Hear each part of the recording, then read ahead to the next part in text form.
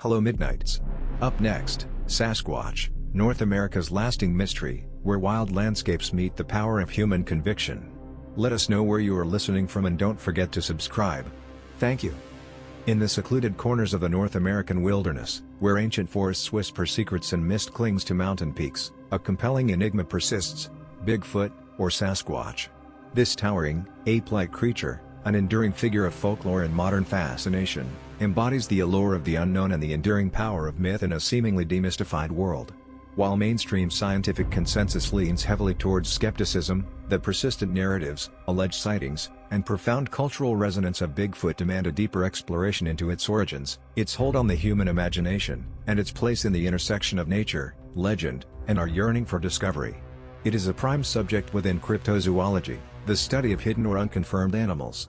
This field explicitly diverges from conventional scientific inquiry primarily by often relying on anecdotal evidence, folklore, and photographic or video anomalies, rather than the verifiable, falsifiable, and reproducible physical evidence, including the ultimate missing piece, a type specimen, a physical individual or part used as the definitive example of a species, demanded by established scientific disciplines like zoology or primatology. The lineage of Bigfoot traces back centuries, woven into the rich tapestry of indigenous cultures across North America. Prior to the advent of grainy photographs and sensational headlines, numerous First Nations tribes recounted tales of large, hairy, human-like beings inhabiting the deep woods. The Salish people of the Pacific Northwest, for instance, spoke of Sasquatch, a term from which Sasquatch is derived, denoting a wild man or hairy giant. Yet, the spectrum of belief is far broader and highly regional. The Ojibwe, from the Great Lakes region, tell of the Wendigo or Wendigo, a more malevolent, sometimes cannibalistic, spirit being associated with harsh winters and insatiable greed.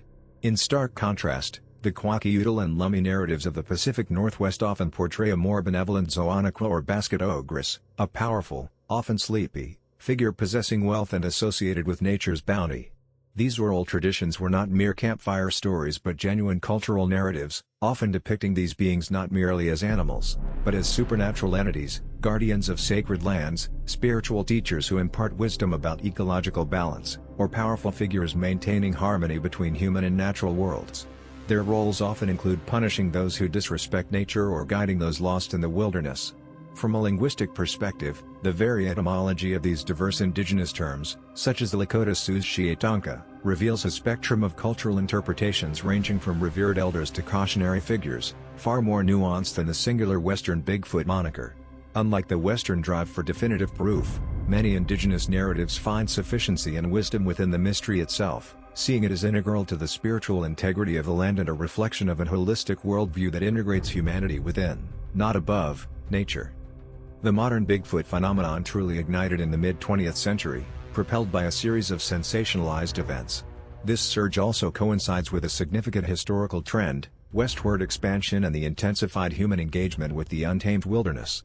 As settlers pushed across the North American continent, encountering vast, unexplored territories, their perceptions of nature as both boundless and potentially dangerous gave rise to tales of hidden giants and wild men, often blending with existing indigenous narratives.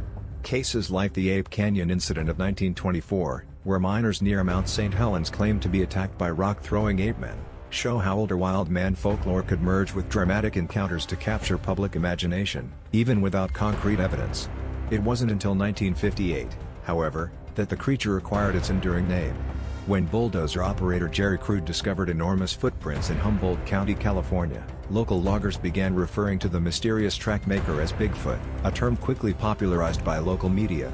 This incident, though largely orchestrated and later admitted as a hoax by Ray Wallace's family after his death in 2002, proved pivotal in cementing the creature's identity in the public mind. Further cementing its image, the 1967 Patterson-Gimlin film, shot by Roger Patterson and Robert Gimlin in Bluff Creek, California, became the most iconic piece of alleged Bigfoot evidence. This 59-second film purporting to show a large, bipedal, ape-like creature named Patty walking through a clearing, became the benchmark against which all subsequent sightings and evidence would be measured. The sheer volume of these purported encounters is staggering. Organizations like the Bigfoot Field Researchers Organization logged thousands of reported sightings across North America, It's important to note this data is exclusively self-reported by witnesses and not independently verified by scientific bodies, with states like Washington and California often leading with over 1,000 reports each. While these eyewitness accounts are not scientific proof, their widespread nature underscores the deep-seated belief and persistent nature of the phenomenon, amplified by the evolution of media and communication from print to television and, eventually, the Internet, which allows for instant global dissemination of alleged sightings and theories. From a media studies perspective, the consistent framing of Bigfoot narratives, from sensationalized news reports to found footage entertainment, has cultivated a unique participatory culture and fostered strong parasocial relationships between the public and this elusive cryptid, irrespective of its biological reality. This engagement transcends passive consumption, often leading individuals to actively participate in the hunt and contribute to the ongoing narrative, blurring the lines between reality and entertainment. The enduring appeal of Bigfoot lies not just in the potential for a groundbreaking zoological discovery, but also in its profound symbolic power. In an increasingly urbanized and technologically advanced world, Bigfoot represents the last vestiges of true wilderness, a symbol of nature's unconquered mysteries. It offers a counter-narrative to the idea that every corner of the earth has been charted and every creature cataloged. For many, the continued existence of Bigfoot suggests that there are still profound secrets waiting to be unveiled, tapping into a fundamental human desire for wonder and the thrill of the unknown. It offers a romantic vision of a world where ancient, powerful beings still roam, untouched by human civilization, serving as a powerful counterpoint to the often disenchanting march of scientific reductionism. As renowned naturalist Robert Michael Pyle eloquently puts it, Bigfoot is a mirror in which we see our own fears and hopes for the wild. This perspective aligns with changing societal attitudes towards nature and conservation, where the wilderness is no longer just a resource to be exploited but a precious environment to be protected, and Bigfoot, as an emblematic inhabitant, becomes a symbol of that untouched wildness, a wildness we both fear and desperately cling to. Yet, despite the compelling accounts and fervent belief of its adherents, the scientific community remains largely unconvinced, citing a critical lack of verifiable, tangible evidence. The absence of undisputed biological remains, skeletons, bodies, or even conclusive DNA, such as intact mitochondrial or nuclear DNA that unequivocally points to a previously uncatalogued, non-human primate species, poses the most significant challenge to Bigfoot's existence. For a population of large, reproducing primates to thrive unseen, it would require a substantial number of individuals, potentially hundreds or thousands, for genetic viability, making the complete absence of physical proof statistically improbable. This highlights the burden of proof in scientific inquiry, where extraordinary claims require extraordinary evidence. As Dr. Daryl Ishida, a primatologist at the University of California, Berkeley, has often stated, if Bigfoot were real, if it were a primate, there would be hair, feces, skeletal remains, and bodies. The sheer number of sightings versus the absolute zero of concrete evidence is the biggest scientific barrier. From an ecological and conservation biology standpoint, the argument intensifies. Maintaining a genetically viable population of such a large mammal would necessitate vast, pristine, and continuous habitat capable of supporting its dietary needs and avoiding genetic bottlenecks, leaving an ecological footprint far beyond anecdotal sightings. While the vast, unexplored wilderness of North America, particularly the dense forests of the Pacific Northwest and the Rocky Mountains, could theoretically harbor an undiscovered species, such a large mammal would inevitably leave undeniable, consistent biological evidence over time.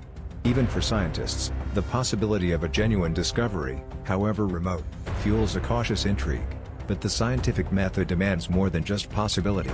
Furthermore, eyewitness testimony, while compelling to individuals, is known within forensic psychology to be highly susceptible to misidentification, suggestion, and memory distortion, especially when emotions like fear or excitement are involved, further reducing its weight in a scientific context. Proponents of Bigfoot often posit that it could be a surviving relict hominid species, perhaps a descendant of Gigantopithecus blacki, a massive ape that roamed parts of Asia millions of years ago. This theory attempts to give Bigfoot a plausible evolutionary lineage, but it lacks any actual genetic or fossil evidence connecting Gigantopithecus to North America or to a bipedal primate. Furthermore, alleged photographic and video evidence is almost invariably blurry, distant, or later debunked as hoaxes or misidentifications. The historical prevalence of hoaxes, with dozens of prominent fabrications having been exposed over the decades, such as the infamous 1958 Bluff Creek footprints later admitted by Ray Wallace's family, has further compounded scientific skepticism. Indeed, The history of hoaxes has consistently undermined the credibility of alleged Bigfoot evidence, creating a formidable barrier for genuine scientific consideration. When alleged biological samples, like hair or tissue, have been subjected to rigorous DNA analysis by reputable labs, they almost invariably identify the material as belonging to known species, most commonly bears, deer, or even humans, or are too degraded to yield conclusive results. As Dr. Todd Ardisatell, a biological anthropologist at New York University and an expert in primate molecular systematics, succinctly summarized, "There's nothing yet that's come up that indicates anything other than a known organism." The highly publicized Melba Ketchum DNA study controversy, which controversially claimed to confirm a novel hominin hybrid, was widely discredited by the scientific community due to its publication in a non-peer-reviewed journal and fundamental methodological flaws. These consistent findings, or lack thereof, are a primary reason why mainstream science remains unconvinced, demanding far more than anecdotal reports for such an extraordinary claim. The proliferation of technology has dramatically altered the landscape of the Bigfoot hunt.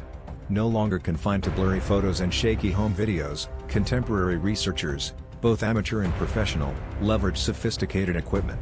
Thermal imaging cameras, once the exclusive domain of military and scientific expeditions, are now employed by dedicated enthusiasts hoping to detect a heat signature in the dense foliage. Drones, offering aerial perspectives, can survey vast, inaccessible terrains in a fraction of the time it would take on foot, potentially revealing patterns of movement or even nesting sites.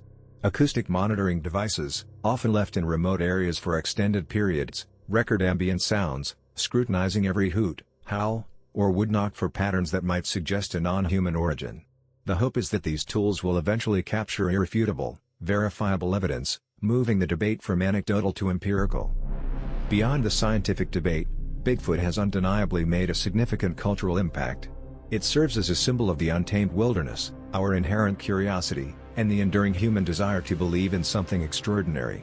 The legend has permeated popular culture, inspiring countless books, films, television shows, merchandise, and even local festivals and tourism initiatives in areas reputed for sightings. This cultural embedding is reflected in public opinion. Recent public opinion polls, typically conducted by reputable organizations, indicate that a notable portion of the U.S. population, often around 13% to 20%, express belief in Bigfoot's existence. This substantial minority demonstrates that the creature is far from a niche obsession, holding a significant place in the collective American consciousness. As cryptozoologist Loren Coleman observes, Bigfoot, in some ways, represents the last great mystery of North America. It's the idea that there's still something out there that we don't understand, and that's a very powerful draw. Iconic examples abound. Willow Creek, California, proudly declares itself the Bigfoot capital of the world, leveraging the legend for tourism with dedicated museums and festivals. Mainstream advertising campaigns, like Jack Link's Messin' with Sasquatch commercials, have transformed the elusive creature into a widely recognized and often comedic pop culture figure. Even the original Bigfoot monster truck and various sports mascots attest to the legend's deep integration into American identity, demonstrating how a cryptid can become a cultural brand. At its core, the enduring fascination with Bigfoot taps into profound psychological currents.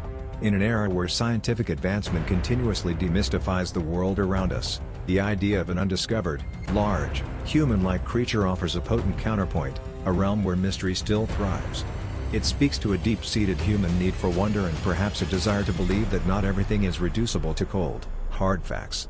From a cognitive psychology perspective, phenomena like confirmation bias seeking evidence that supports existing beliefs, pareidolia, which means perceiving patterns in ambiguous stimuli, and the human tendency to over-attribute agency seeing intentional actions in natural phenomena can play a significant role in interpreting ambiguous sightings as Bigfoot, reinforcing belief. For some, the search is a personal quest, a way to connect with the wild and test the boundaries of known reality. For others, it's a comforting thought that ancient, powerful beings might still roam, guardians of a shrinking wilderness untouched by human influence. This psychological resonance ensures that even without definitive scientific proof, the legend of Bigfoot remains a powerful and appealing narrative, fostering a sense of shared identity and purpose among its adherents, building active communities around the pursuit of the unknown. Some critics might argue that this exploration of Bigfoot gives undue credence to what they view as pseudoscience, suggesting the essay spends too much time on belief and not enough on outright dismissal. They might contend that focusing on anecdotal evidence like BFRO sighting statistics or the Patterson-Gimlin film, even with caveats, lends unwarranted legitimacy to disproven claims. Furthermore, they might assert that the historical trends or psychological motivations discussed are too broad, failing to uniquely explain Bigfoot's persistence over other folklore figures.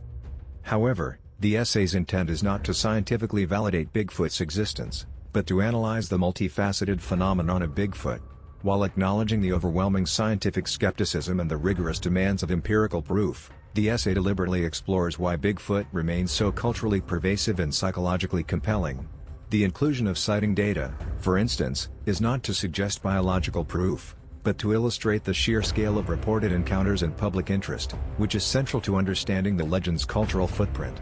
Similarly, the Patterson-Gimlin film is highlighted not as scientific evidence, but as a pivotal historical marker that indelibly shaped the public image and widespread fascination with the creature, regardless of its ultimate authenticity.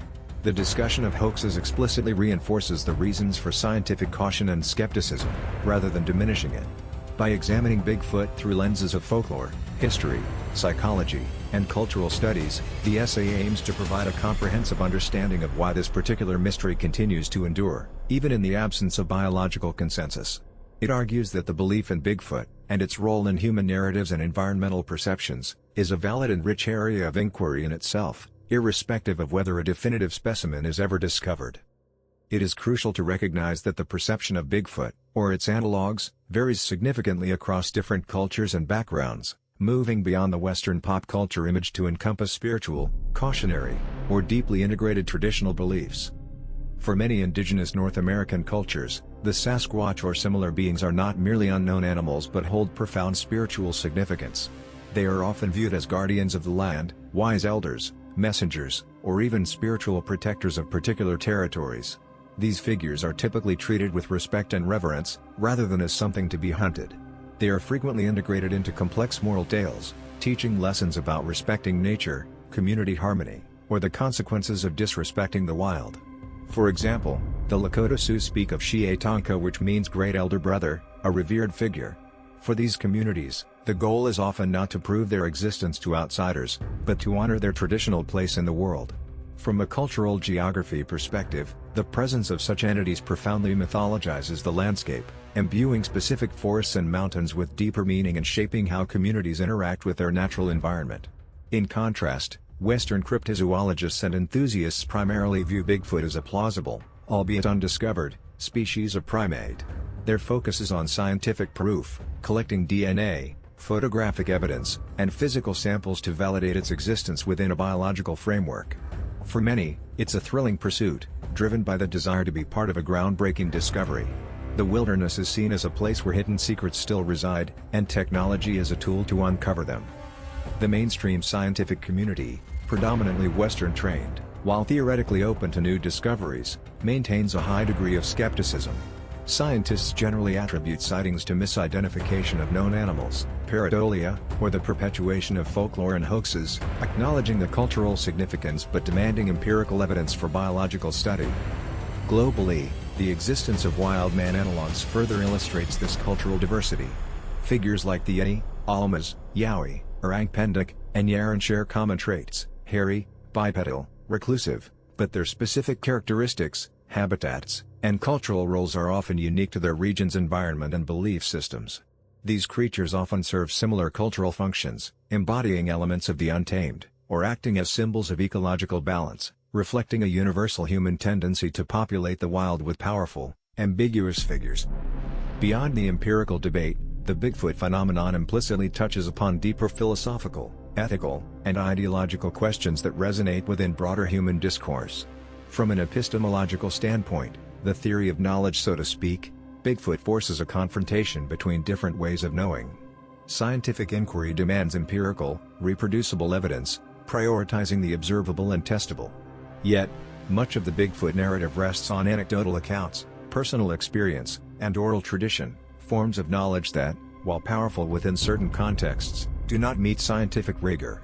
The enduring debate highlights the tension between objective scientific truth and subjective human perception, challenging what we accept as real and how we establish it. If Bigfoot were proven to exist, it would profoundly shift our ontology, the study of being and reality, forcing a re-evaluation of the boundaries of known life and the very nature of undiscovered species on Earth, potentially altering humanity's perceived unique place in the animal kingdom and challenging anthropocentric views. Ethically, the existence of Bigfoot raises complex questions. If such a creature were found, what would be our ethical obligations towards it? As a large, bipedal hominid, potentially sentient or near sentient, would it deserve rights akin to great apes, or even a form of personhood? The impulse to capture and study might conflict with the imperative to protect its habitat and ensure its well-being, especially if it represents a highly endangered population. This parallels ongoing debates in environmental ethics about wilderness preservation and the rights of non-human entities, forcing us to consider the moral implications of our scientific pursuits and the boundaries of human dominion over other species. Furthermore, the history of Bigfoot is fraught with hoaxes, raising ethical questions about deception in the pursuit of belief and the impact of misinformation on scientific trust and public understanding, underscoring the responsibilities of those who claim to seek truth. Ideologically, Bigfoot can embody several powerful, often conflicting, narratives. For some, belief in Bigfoot can be tied to an anti-establishment or anti-science sentiment, where its hidden existence is seen as a truth suppressed or ignored by mainstream academia or governmental agencies.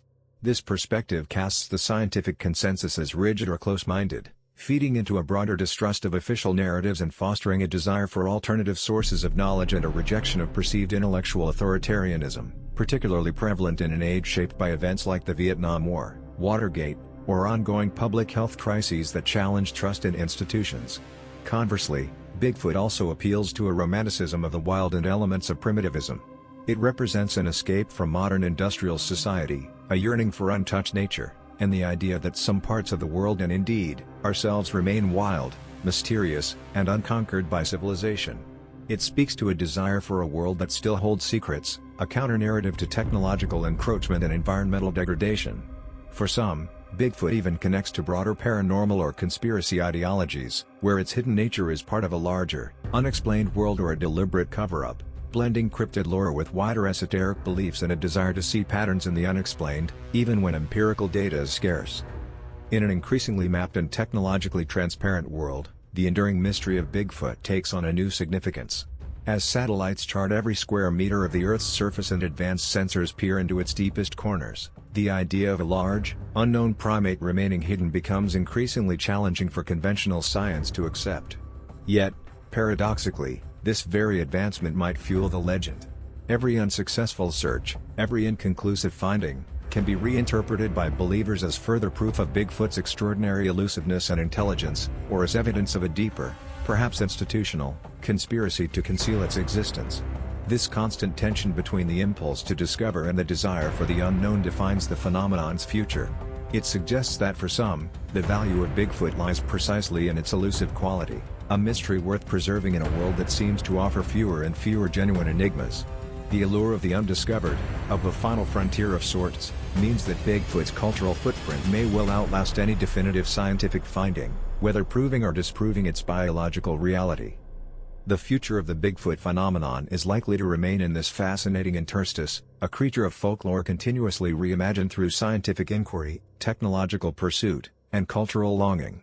It will continue to represent a potent symbol of the unknown in an era that prizes discovery and demystification. As long as there are wild places and a human desire for mystery, Bigfoot, whether biologically proven or perpetually imagined, will continue its solitary, intriguing walk through the forests of our collective consciousness, a testament to the enduring allure of the great American unknown and humanity's innate need for wonder.